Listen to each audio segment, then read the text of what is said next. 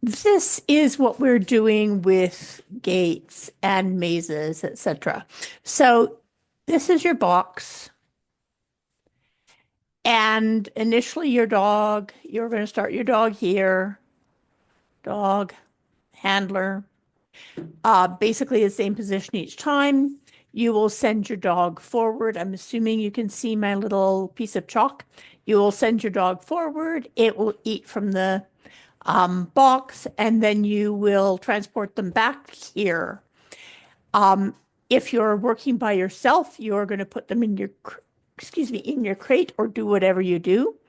Then we are going to put a barrier across here.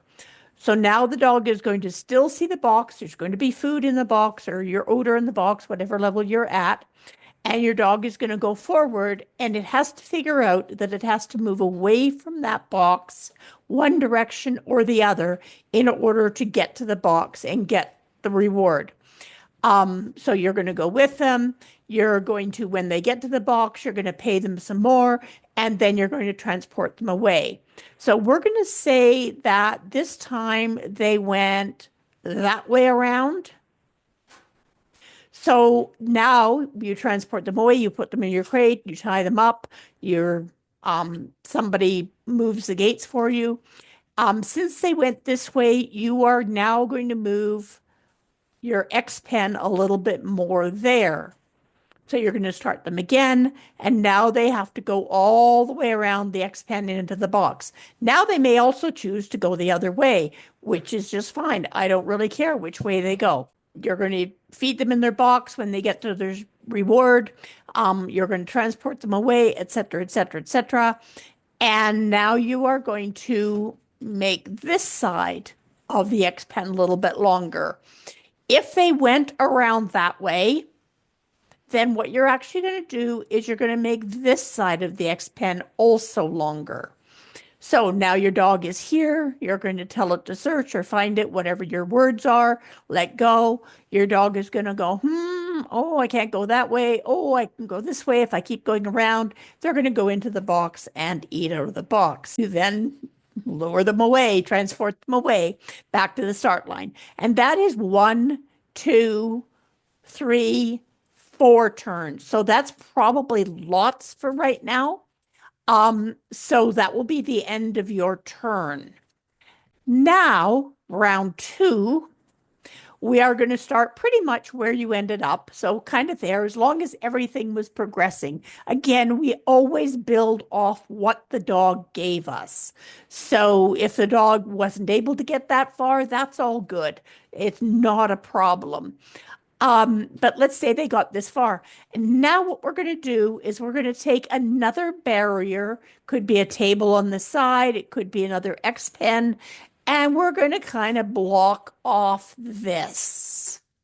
So now your dog is going here. It might go that way and get in, or it might go that way and go in. If it gets this way, either way, if it goes this way or that way, the first thing it's going to see is more barrier. So it's going to have to process the fact that it goes around the barrier. This can be really hard for many dogs. We might do this twice. We might change the entrance a little bit. Then we might actually say, you know what? There's only one way in. This time, if you go that way, you're not going to get in. You have to go that way. Or if they went this way a lot, then we're going to close this one off. And now they're going to have to figure out that they're going to go all the way around there. We can do various things like this. We can close off this a little bit more. We can do all kinds of things because an X pen it has 8 panels on it. So you can do lots of different shapes with it. So we're just making it harder and harder as the dog tells us that we can make it harder. So you're going to do 4 and then have a break while everybody else goes. Then you're going to do another 3, making it harder. And then the 4th one, we are simply going to have that X pen here again. They can see it and they can go to it. They can go around to go to it. There's a couple other things you can do if you're working on this at home. One of the things that you can do, I actually want to move my box, so I'm going to have to erase my box to move it. So I'm going to move my box back here. And this is particularly good if you have chairs that you can line up. So your first line might be there. And then you might actually put in a second line right there. So now the dog is going to go, oh, yeah, well, I was going in here and that always got me my box. That didn't work this time. And they actually have to go all the way around, or they have to back up and go there. So that's just another variation. All we're trying to do is create mazes where your dog has to move away from the thing it wants in order to get it. That is really relevant. So these are, this is my car. This is my vehicle. It has square tires. It's not a very good vehicle. And the dog comes up here and it smells odor through this tire, but your hide is actually over here. So here's where the dog has to move away from the odor to go around to the other side that way, or move away from the odor to come to it that way. This is where mazes are really, really useful. They're strong problem solving, strong ways of creating more problem solving. Posting some of the mazes that some of my other students have done.